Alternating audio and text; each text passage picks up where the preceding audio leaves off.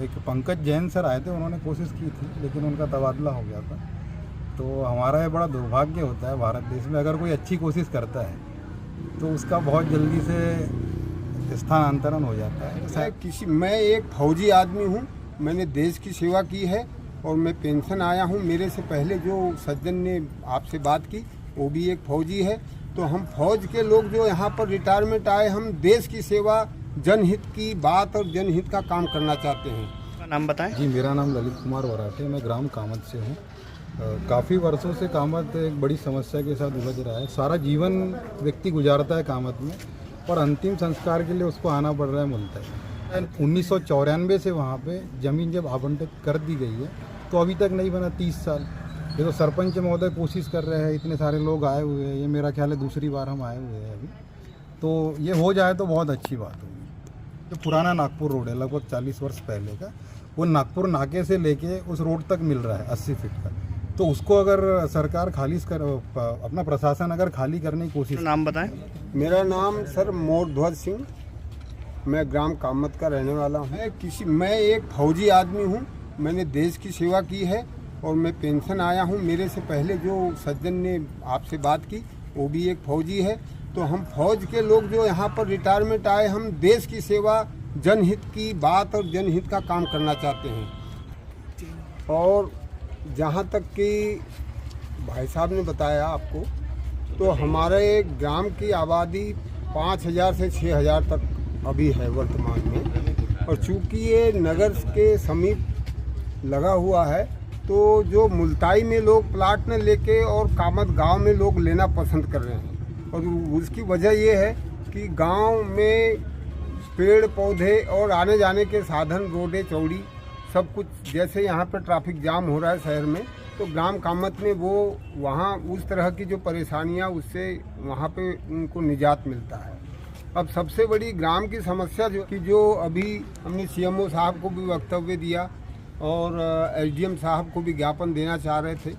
तो समस्या ये है कि 5000 से 6000 की जो आबादी है गांव की, उसमें अभी तक मोक्ष धाम, जबकि 94 में आदेश होने के बाद अभी तक नहीं बना है। तो मैं प्रशासन पे आरोप तो नहीं लगाऊंगा, पर ये जरूर कहूँगा कि इसमें भी किसी राजनीतिक पार्टी की इस तरह संलिप्तता है। कोई ऐसा व्यक्ति या ऐसे लोग हैं जो कि इसको बनाने में कहीं से न कहीं से दबाव डाल रहे हैं। तो मैं प्रशासन से अनुरोध करता हूं कि प्रशासन का काम, जो राजस्व अधिकारी है वो वहां तत्काल जाके स्पॉट पर उसके ज़मीन का निर्धारण करे कहां से कहां तक है, और उसको निकाल के और वहां शीघ्र शमशान मोक्ष धाम बनवाने का सभी जनता का सहयोग रहेगा इसमें, और बनवाने की। ये आप जैसे अभी बोल रहे हैं कि किसी राजनीतिक दल की संलिप्तता है इसमें, तो आप ये आरोप किस पार्टी पर लगाना चाहते हैं? मैं एक फौजी आदमी हूँ, मैंने देश की सेवा की है और मैं पेंशन आया हूँ। मेरे से पहले जो सज्जन ने आपसे बात की वो भी एक फौजी है। तो हम फौज के लोग जो यहाँ पर रिटायरमेंट आए, हम देश की सेवा, जनहित की बात और जनहित का काम करना चाहते हैं। हमारे लिए सभी जाति, धर्म, सभी पार्टियाँ एक है। सर्व प्रमुखता हमारे लिए देश की है, कोई ग्राम की और किसी नगर की या किसी व्यक्ति विशेष जाति धर्म की नहीं। ठीक तो शुरू से आदत है। हाँ बोलो। मैं सज्जल झनकलाल जी शिवरे, इंदिरा गांधी वार्ड का निवासी हूँ। हमारा पुराना रोड हुआ करता था नागपुर रोड, है ना, वो कब्रिस्तान से लेकर विश्वकर्मा मंदिर तक रोड हुआ करता था, जो एक प्रशासनिक ज़मीन है। इस प्रशासनिक ज़मीन पे कुछ लोगों ने कब्जा करके रखा है। अब मेरा एक ही मानना है कि ये प्रशासनिक ज़मीन पे जिन लोगों ने भी कब्जा करके रखा है, या जिस तरीके से कब्जा करके रखा है, कुछ राजनीतिक पावर बताते हैं, राजनीति में मेरा ऐसा मेरा वैसा, तो ये राजनीतिक ज़मीन नहीं है और ये सबकी ज़मीन है।